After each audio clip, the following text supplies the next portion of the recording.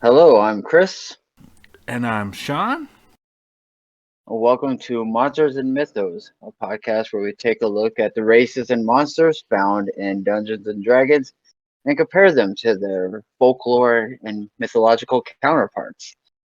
Today we will be looking at the Halfling, and honestly, I thought this would have been really simple, but it ended up being a lot harder than I thought it would be.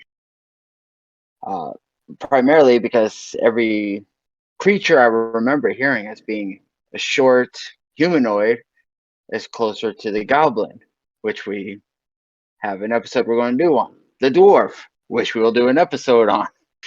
So the gnome, the sprite, the elves, it's just like, okay, I'm finding a lot more related to others. I need to narrow this down a little bit. I don't know about how yours went. It was kind of juicy, but kind of halflings, the half-sized heroes and their antics, being the topic today. I'm gonna kind of just go over, the last edition or two, until now. Our view of them as well as overall playability.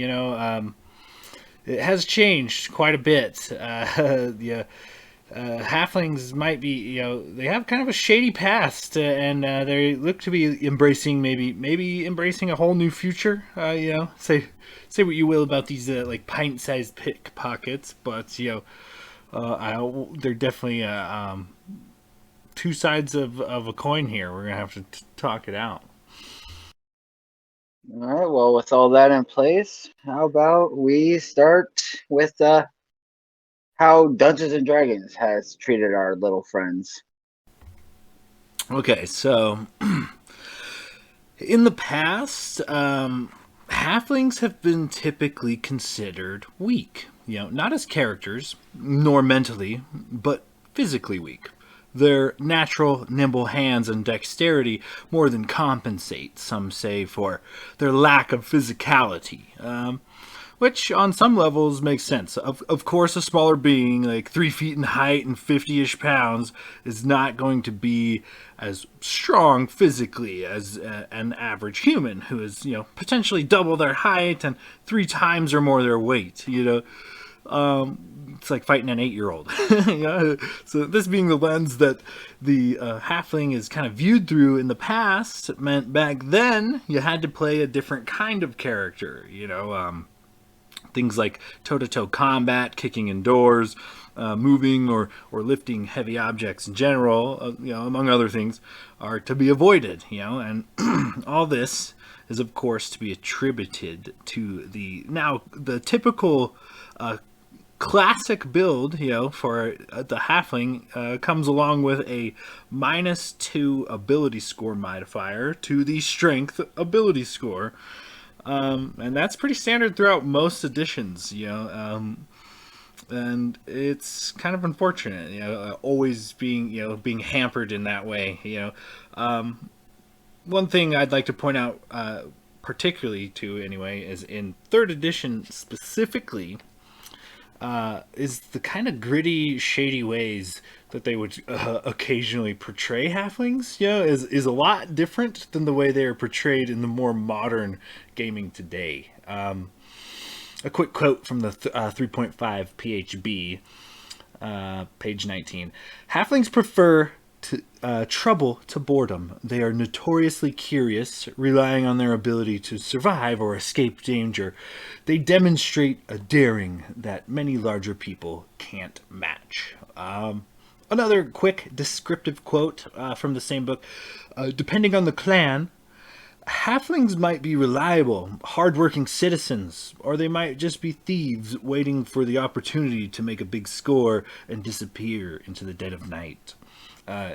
Regardless, halflings are cunning, resourceful survivors. So it's these kind of gritty descriptors of the halfling in previous editions that lead to a somewhat shadier potential criminal element kind of being stereotyped upon them. And what would you expect, with racial bonuses and like other editions, 3.5 included, to not only dexterity but also things like jumping, climbing, hiding, moving silently. They've got a level of fear resistance and bonuses to perception and listening and more. So halflings do in fact, especially in the older editions, make excellent rogues. So are you picking up what I'm putting down, following along? Anything you'd like to add? No, it just makes sense. You get a Goliath, you're not going to expect the small, wiry, sneak into your house and steal something. If anything, he would be the have a conversation with you in a back alley type of person, whereas somebody who's small could climb through duck spaces and cracks in a window would definitely be more the type you see being the wiry thief. Right.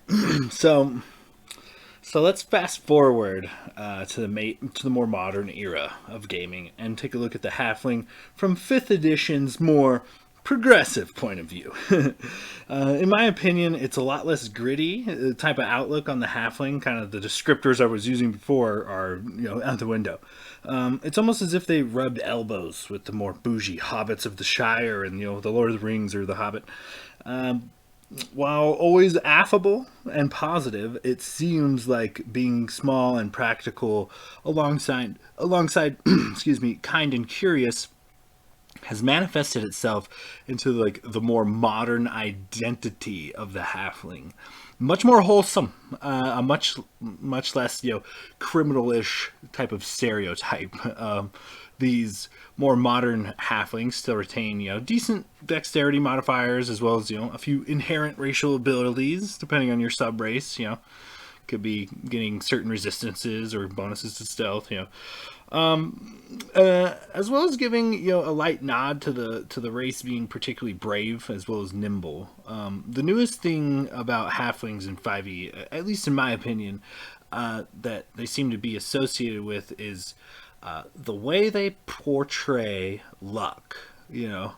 First of all, personally, I think if you make great use of the halfling's lucky feat, which allows you to re-roll anytime you roll a 1 on the d20, unless you're constantly and consistently re-rolling like successes, you're arguably lucky at best because you have to roll a lot of 1s in the first place to make good use of it. But there's other feats that are associated with luck and the halfling specifically. Branching out to a few others or a halfling specific feats of luck. Bountiful luck is one. Second chance is another. Both typically only found amongst halflings, and both offer various like reroll of a d20 type of situations. So it's weird how mechanically that it's kind of working for the halfling as far as luck, but it would make sense that like an overwhelming amount of positivity would manifest itself into arguably good luck. So it's like in a way that they are just so humble and good and naive, I guess, to the real world, that the universe itself does not want to see them critically fail because they are such, wholesome little creatures. So, it's just kind of a different way to portray goodness and luck, and being kind of like a good domain. I think it was just kind of a cool step, really. Though the halfling seems to have replaced a lot of grit with more positive qualities over the years, they still make far for quite capable rogues amongst other things.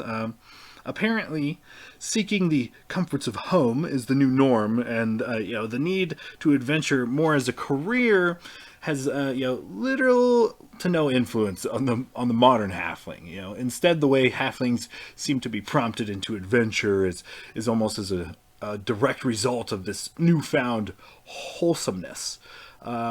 Seeing many deeds as either an opportunity or necessity, doing great deeds, defending communities, or just in support of their friends. Regardless of what prompts them into action. A skilled halfling makes for an irreplaceable party member. You following along there? Anything you'd like to add? Well, I'd just like to make sure we point out that, when Halfling was first introduced, it wasn't even called a Halfling. They used the name Hobbit up until Tolkien's estate was getting ready to sue him. So I think what you're seeing is a lot more of, especially with the popularity of the Lord of the Rings movies. Uh, a lot of people watch the movies, whereas they didn't read the books, and really saw that version being played up. And as the Halfling advanced, I think it really played into that characteristic than it did, I guess, really being its own race or a separate entity. It was like, oh yeah, we used to be called hobbits before we had to change it to halfling, but that doesn't mean they can't be hobbits. Right, right. So, well, moving along to something that's kind of stood out to me. One of the more cooler, more interesting aspects of the halfling in 5e, for me, isn't really anything that's like super noticeable at first. It's that 5e, in doing away with negative ability modifiers, provides the halfling with a few opportunities that weren't really there before. Fighter class halflings is an avenue that's kind of rarely traveled in older editions. The thought that these people could not be strong or nor scrappy or capable of directly physically engaging others is kind of absurd, really. Particularly because bravery seems to be like a common trait amongst them. Halfling knights, fighters, and barbarians, have got to exist. Also, considering they live in a world where they regularly encounter larger folk, these types of characters may have specific tactics they employ, making them more than effective against larger folk. More often than not. The opportunity to take that kind of path less traveled mechanically is there, which perks the interest, I think, of a lot of the creative and new aspect seeking players. Also, I think it opens up, a new avenue or two for some RP. It would be all too easy to take, an order of halfling knights or a tribe of halfling barbarians and run with it creatively. As a human could perform a great feat of strength, so could a halfling. Perhaps more impressive due to their stature. Plus, I like the thought of like a tiny Hercules or like a tiny Hulk, particularly when engaging like common folk, who are more likely to be stunned by their tiny feats of strength. But I could see a lot of fun in the combat and RP scenarios playing out with some very like bam bam from the Flintstones energy here. You know what I mean? So that being said, I think the future for halflings is probably more bright and shiny than gritty and shady like in the past. The pathway forward is literally infinite now that they've got away of the negative ability modifiers and more strong and open and maybe a little lucky. You got any 2 cents on that? I was actually thinking when you mentioned like halfling fighters, we have that mini story that we do where it's all a family of Lightfoot halflings. And in that one, my character is a ranger.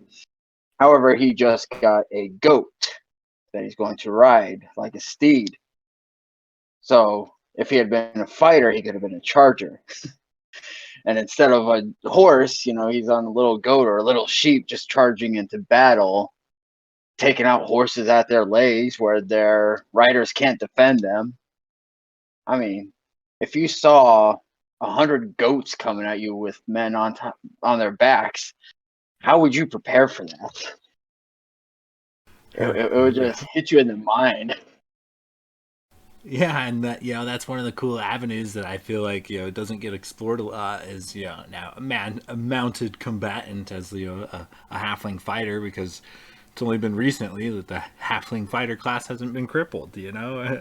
handicapped, if you will. But so I mean that pretty much wraps her up for me. So whether a pickpocket street urchin or a noble knight, the halfling has come a long way through the editions, fighting off a few stereotypes along the way. The versatile ways of the halfling race, then what they possess really does kind of open up some fun game mechanics and roleplay to the player.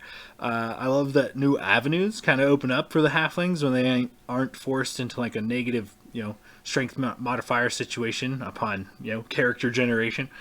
And hopefully that leads to even more interesting, discussions, play, and content as well.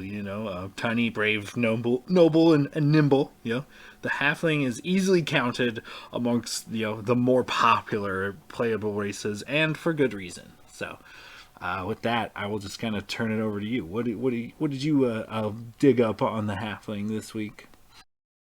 Well, as I said, halflings ended up being harder for me than I originally thought they would be. Took a bit of a bunch of different websites and ruling this one out, ruling that one out.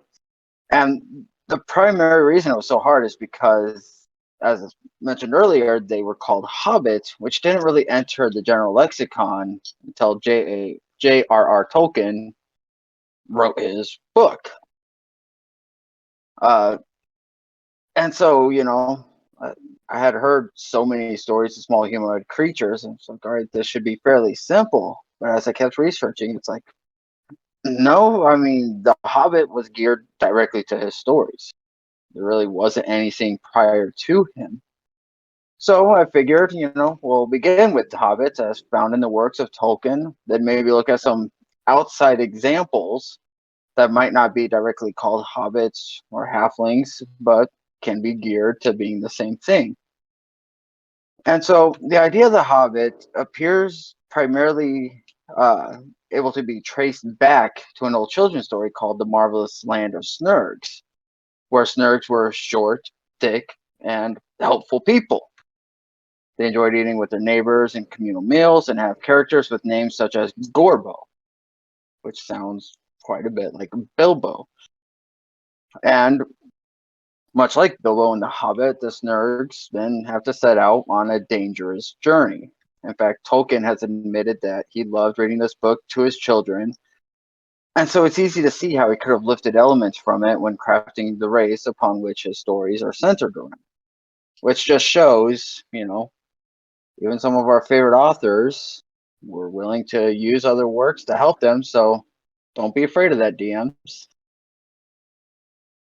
Um, there is also speculation that Tolkien based hobbits off of rabbits, but he consistently denied this, so I figure we'd leave that as just speculation.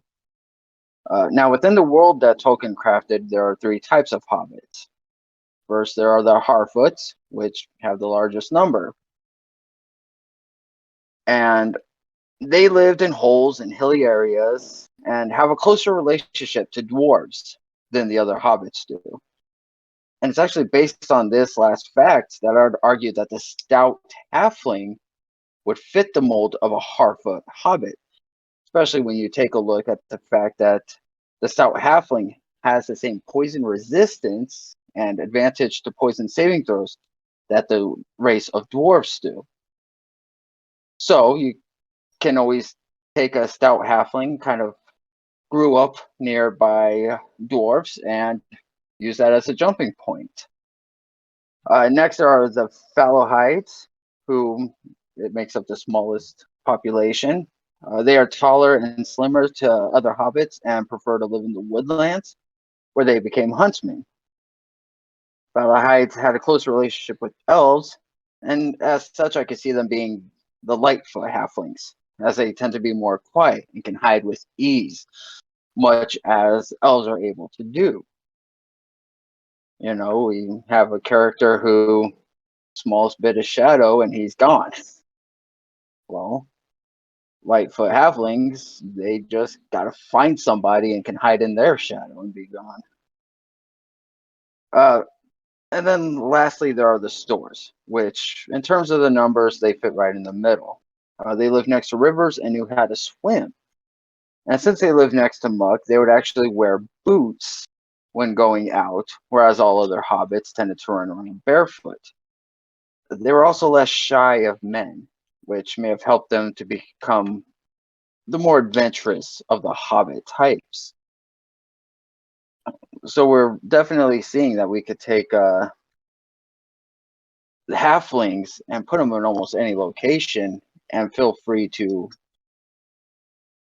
next place them next to another race and use some of those traits to build your character. Frodo is taken to be more of a Fellahide with bits of Harfoot in him, whereas Samwise would be Harfoot. So this way you get more a slightly adventurous Frodo, whereas Sam is the no, let's stay home and be comfortable. No adventures. Although Samwise ended up being the true hero of that whole series, let's be honest.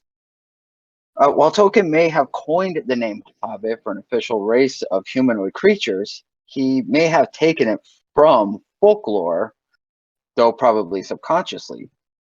There was a book published in 1985 by the Folklore Society called Denham Tracts, in which they compiled a set of Denham publications that were released between 1846 and 1859. Now, in this text, there's a long list of sprites and other creatures, including bogies, redmen, grants, hobbits, hobgoblins, dunnies, and more. So, with that, hobbits may even be a type of fey creature, as hobgoblins and sprites are. So, the word hobbit was around prior to the writings of Tolkien, but it may not have been popular. And as he tried to come up with the word, his brain may have pulled this one if he had read that book but just forgot. It's not like there was an internet for him to pull up and Google, has this word been taken? So it's not to say he stole it, as there are multiple times where any of us had a great idea for a story or a character, and we tell someone and they go, oh yeah, that sounds a lot like this movie or, this guy. And you're like, oh, yeah, huh. Funny how that happens. Uh, as I said, I was going to try and put pygmies as a possible connection, as they do have a few stories as well as real life examples found primarily around like the African Congo. However, when you look at their, especially Greek counterparts, they tend to be grouped more with dwarves. So I figured it would be better to save it for that episode. So while halflings seem to be primarily held to Tolkien's hobbits, there is evidence that there were humanoids that would have fit in with them in real life. In 2003, remains were found in a cave on the island of Flores in Indonesia of hominids standing less than 4 feet in height. They had stone tools that date from 50,000 to 190,000 years ago. This race of early humans came to be called Homo floresiensis, or Flores man. It was nicknamed Hobbit after the works of Tolkien. There have been the fossils of approximately 15 specimens found in this region. It is thought that they had died out prior to modern humans moving into that area. So while they are not our direct ancestors, it stands to reason that they are distant cousins that broke off from one of the branches and evolved in a different manner. And the thing is, this finding also lends weight to the Orang Pendek.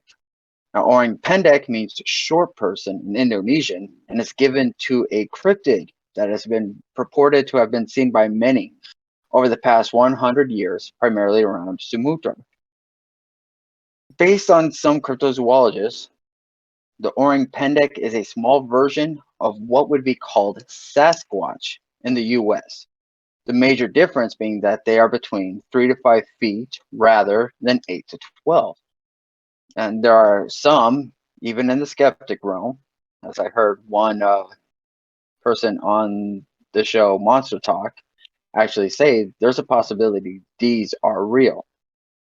Uh, Meanwhile, Sasquatch, Bigfoot, Skunk Ape, they give zero credence. Just the evidence being offered up is not good enough.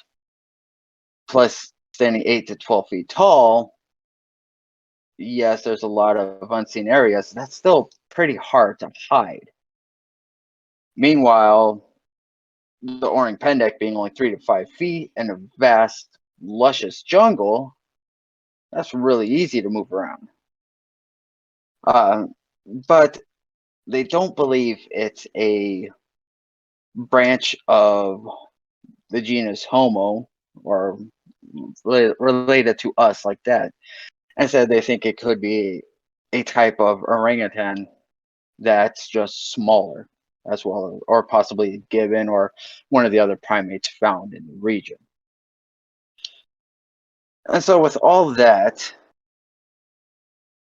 let's figure out ways using almost any of this information that you could play a hobbit, perhaps as an NPC or as your own PC.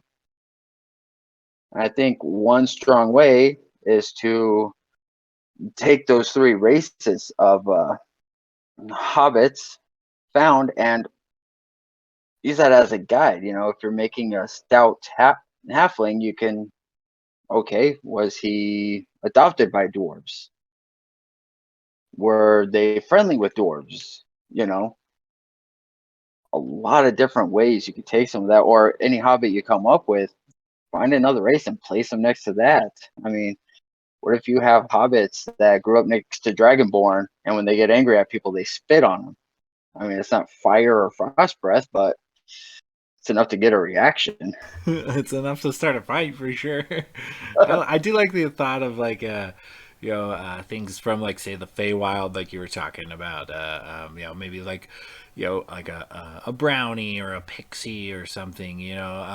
Some kind of small humanoid of the Feywild. I feel like they are like a wide variety of sub variants.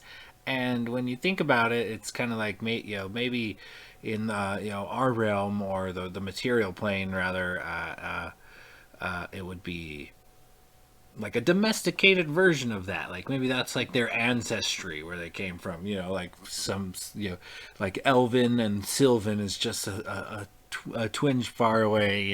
Just so close, but not quite the same thing. Because of their ancestry, or or maybe their descendants, or something. I don't know. There's quite a bit to grab at there. I like the what you did put together for a difficult subject. And I could definitely see that. Say, 10,000 years ago, some hobbits crossed from the Fey realm into the material plane, and because they were no longer connected to the Fey realm, that's why they lost a lot of those Fey abilities. And you could then create a whole story arc of a character trying to get back to the Feywild to reestablish that, and then as a feat, pick up like Fey Touched or something, or even a warlock where the patron is an arch Fey, and that's how they get a little bit of power back. Yeah, there's definitely some play in that. Yeah, And then, definitely some. It's what I like to call thought fodder. Holy crap, words are hard. Thought fodder is something to dwell on, kind of, and then run narratively with. Try it out as a character or as a DM. conversely, now that we have the current real life hobbits, you can make it to where the hobbits are related to men. So somehow work that into a connection, and that could be why the stores just were the ones who didn't move far enough away when that branch broke. They're the ones who stayed close by, like, no, don't forget about me. Yeah, and it does seem kind of like I mean, while a little I mean, the descriptors used for the hobbits don't quite describe them as quite like adaptable as humans, but I like to think of them as a tiny human light. You know, it's just like they share similar qualities in like the realm where not all of their features are boxed in. You know, it's like it's not uncommon to have a halfling be, maybe it's portly, maybe he's really ropey, maybe somewhere in between, maybe gruff kind of facial hair, maybe clean shaven, very wide variety of descriptors for the halfling, similar to the human, so that it gives you I don't know, a good way to help kind of immerse the character or an NPC. Oh, no doubt. I mean, yeah, they don't have all the same modifiers, and so that's why it would definitely be like that branch off. So similar but different, but I mean, I think the hardest part is coming up with ways that the halfling is different from the gnome. And so this is that way. The gnomes are closer to the fae, halflings closer to humans. Right, and that might be a topic for another time. So, in closing, do you have anything else you'd like to throw out there? Not in terms of fact, but definitely have fun with the halfling. I mean, I do love the thought of a halfling barbarian. When you mentioned Bam Bam, that visual, even though raised in the 80s and 90s, I still know those characters, and watching him slam around a person, it's like, yeah, that's hilarious. Especially if you give him a short temper with a Napoleon complex. Like, what's up, little guy? I'll show you little, and just start wailing on him. Exactly. So many ways to play it. So many scenarios can stem from just that one. So, kind of in closing, anybody listening in, if you haven't heard enough of me and Chris banter back, go ahead and check us out on Tater Brain Pod's Instagram. And we also have a YouTube channel if you guys care to watch my awkward ass as I record said podcast with Chris. Anything you want to throw out there, Chris? Maybe the email or something? Yes, if you have any questions, information, or one that you're really excited about that you would like to see us push forward before any others, you can email us at monstersandmythos@gmail.com, and is spelt out. And otherwise, yeah, we will try to have an episode every other Thursday for your listening pleasure.